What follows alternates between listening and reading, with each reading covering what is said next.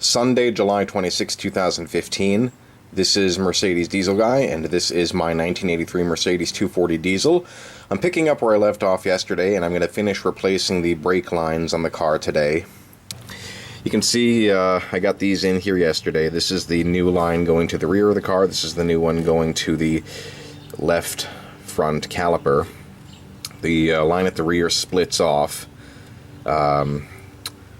right at the rear, and at the point where it splits, it then goes to both rear calipers.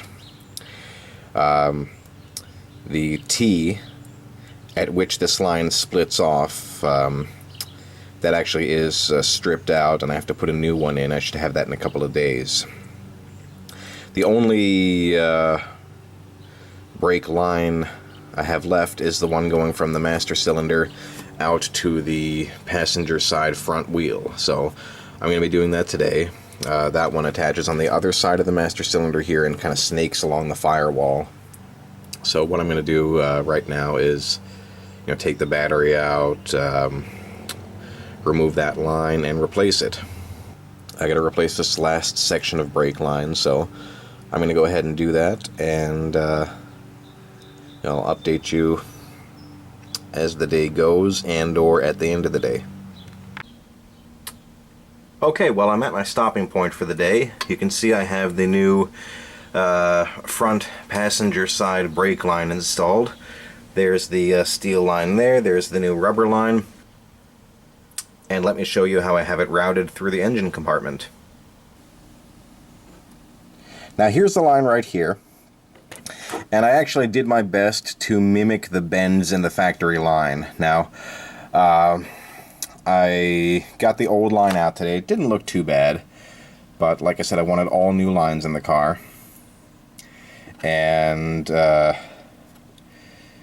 bought a piece of 60-inch line originally, which is what I ballparked the original line at, and that was close. If I say,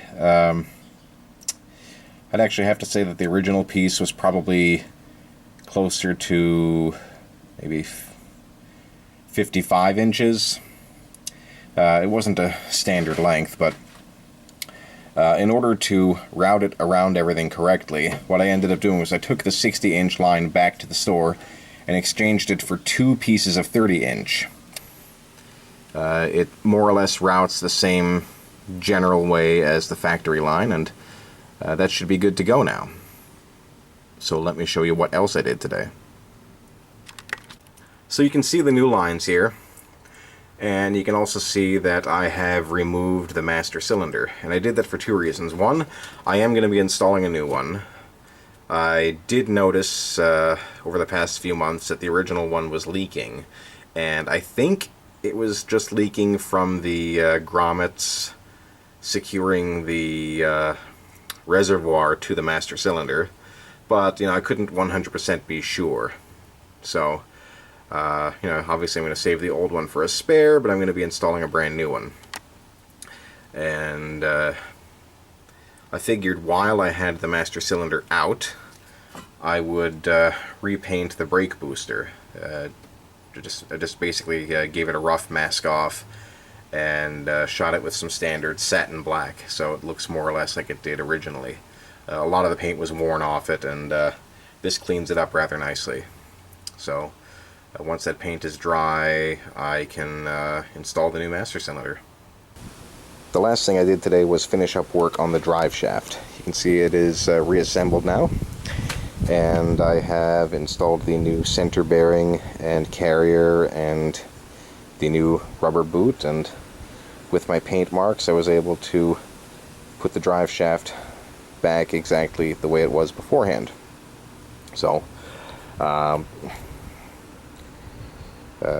obviously this is ready to be installed back in the car now with new flex discs. So for this week, as I said, I want to finish installing the new master cylinder, want to get the drive shaft back under the car, want to clean up the rear differential and start working with the CV axles.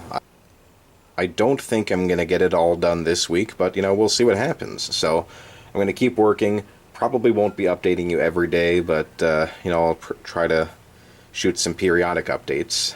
So this is Mercedes Diesel Guy. Thanks for watching.